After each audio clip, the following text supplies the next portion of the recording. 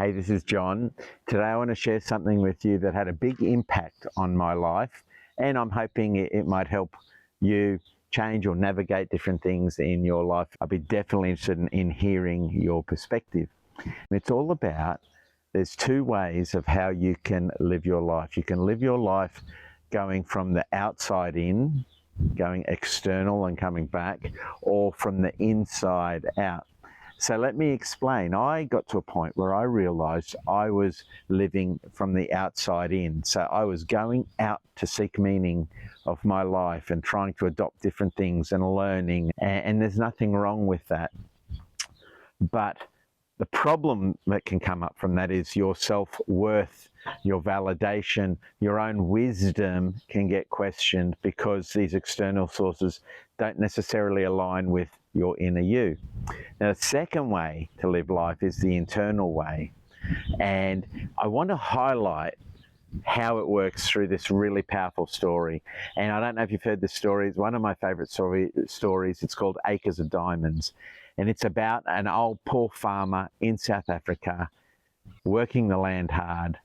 And he came to a point in life, he was watching people take off, seek their fortunes. He decided that he was going to sell up his farm and he was going to go in search of treasure. He was particularly in search of diamonds. That's what he wanted to do. And so he sold up his farm and he spent the rest of his life chasing that dream. He died penniless and broke. The common tale, right? But what happened? The person who bought that farm absolutely loved it, loved that farm. And one day he was down by the stream and he saw something glowing in the water. And so he went and investigated it and he started digging and he found a huge diamond right in that stream. And that farm ended up becoming the largest diamond mine in South Africa. And so there's various versions of that story. I hope I've told you the right version. But it's really interesting when we analyze it over our own life. So for example, when we are living externally, we're like that farmer. Sell the farm, let's go and find value and knowledge and wisdom outside of ourselves. But what would have happened if that farmer said, no, I've got something valuable here, and he didn't sell the farm? What if he said, I'm going to go out and I'm going to learn and I'm going to find out how to mine for diamonds and how to do this and how to do that, and then he came back to his farm? What would have happened? He would have found his wealth, right? And so perhaps the story he was telling himself was a story other people told him. Why don't you sell this piece of crap farm? Why don't you do something different with your life? Maybe it was a story he was telling himself, that there was no value here.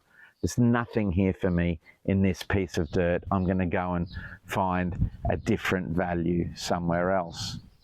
And that's what he made his decision on. But what if he kept it? Wouldn't that have been a powerful story, right?